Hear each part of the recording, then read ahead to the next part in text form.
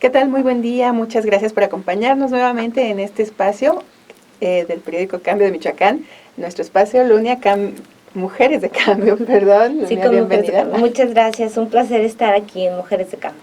Gracias, como siempre, pues analizando temas de interés público y seguimos en este mes de marzo muy enfocadas, Lunia, en temas que tienen que ver con la mujer y en este caso pues estaremos abordando un tema bastante delicado, bastante lastimoso, hay que decirlo, porque es una realidad que tristemente seguimos viviendo en nuestro estado, en nuestro país, que es el hecho de violencia hacia las mujeres. Hoy vamos a platicar un poquito al respecto, Lunia.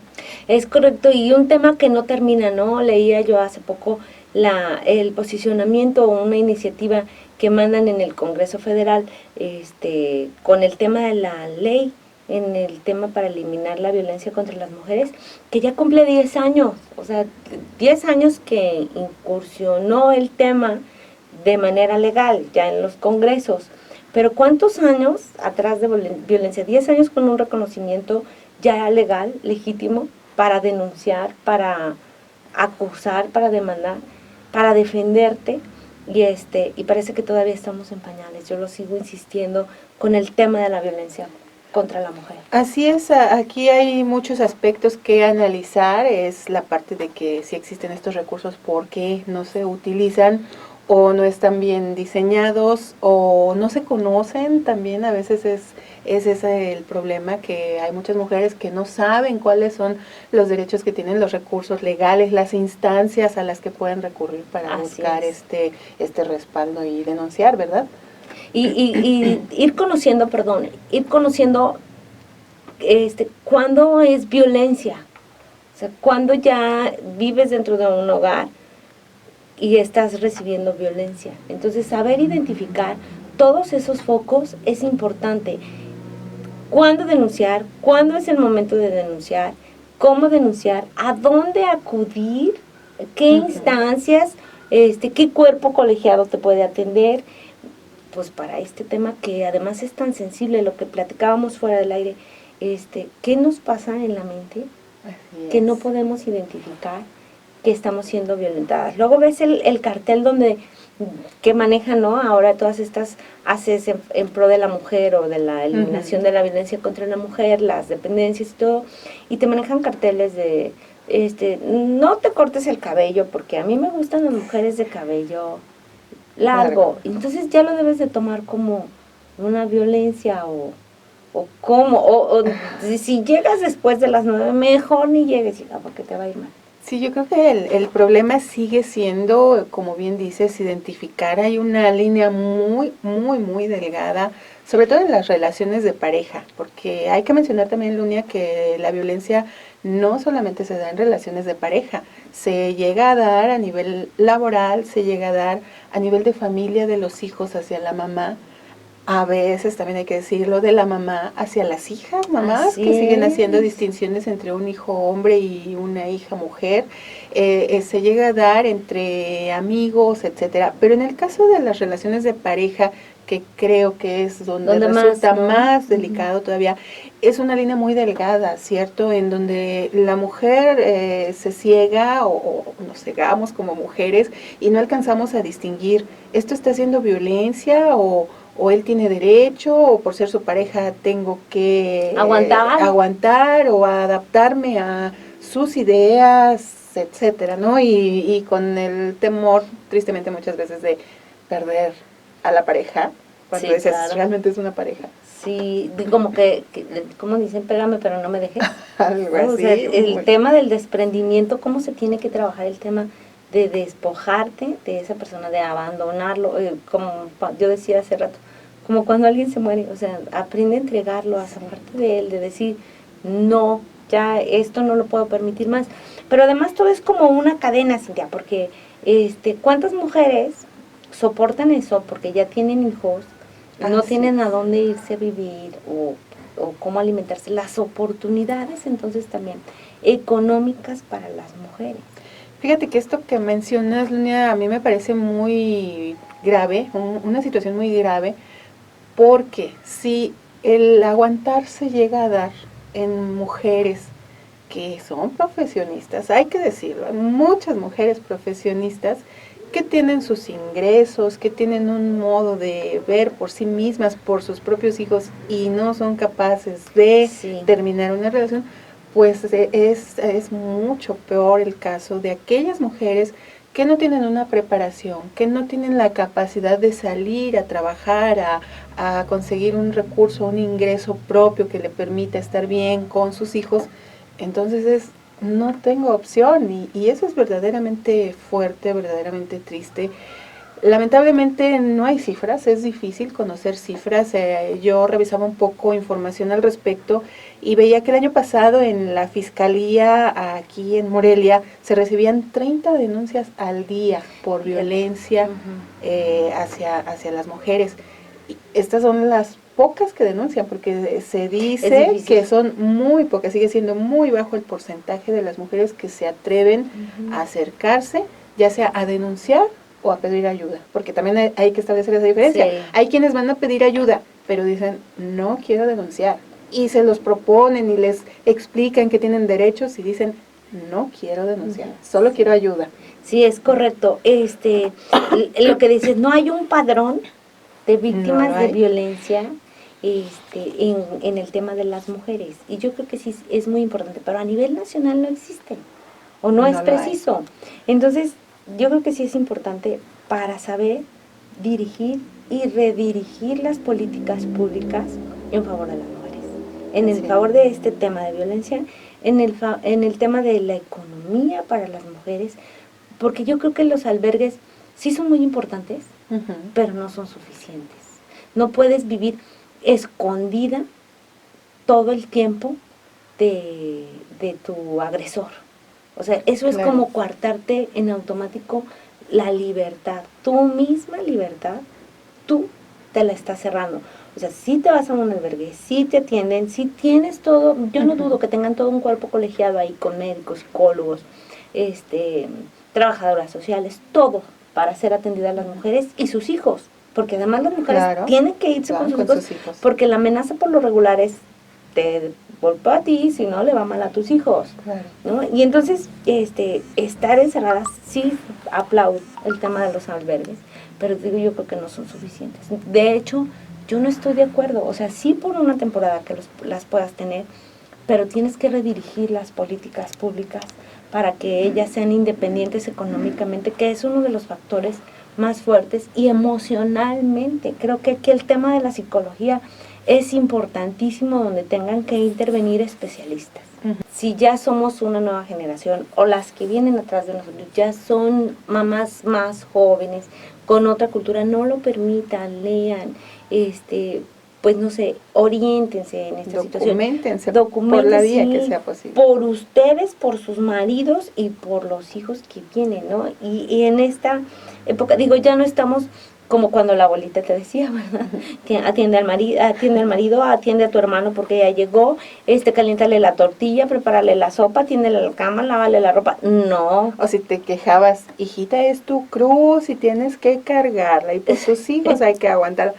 No. Fíjate que me acuerdo de mi abuelita paterna, cuando yo le dije que me iba a casar, soltó el llanto. Yo dije, qué barbaridad. Y me decía, es que yo no quiero que te cases. Yo decía, abuelita, ¿cómo por qué?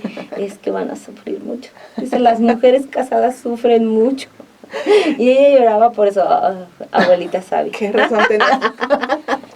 No, aquí lo interesante es que logremos entender como mujeres que podemos acceder a una vida de pareja. Y así, como la palabra lo dice, pareja, donde vamos caminando de manera paralela, compartiendo y demás, y no justamente para el esclavizarnos a sufrir, a someternos, etcétera, ¿cierto? Porque, pues sí, es triste, es una cultura, y el que se tenga esa idea del matrimonio, pues dices, como, ¿por qué, verdad? Sí. Y lamentablemente muchas mujeres siguen creciendo con la idea de que voy a crecer, si acaso estudio una carrera, pero mi meta es casarme, tener hijos, estar en casa, y no se imaginan que muchas veces hay ese riesgo de caer con una persona que trae otras ideas, y es donde cuando menos te das cuenta, ya estás metida en una situación con una persona tóxica, con una persona que te maltrata, con una persona que te está haciendo sufrir y que no te permite ver la vida como es. Y es que el tema del noviazgo, por ejemplo, es lo que decíamos, qué pasa por la mente de ellos y de ellas, Así o de es. nosotros y de ellos, porque en el noviazgo, pues es maravilloso, de verdad es luna de miel hasta que llegas y te casas, y después cambian los estilos, Sí. y uno dice, es que cambió,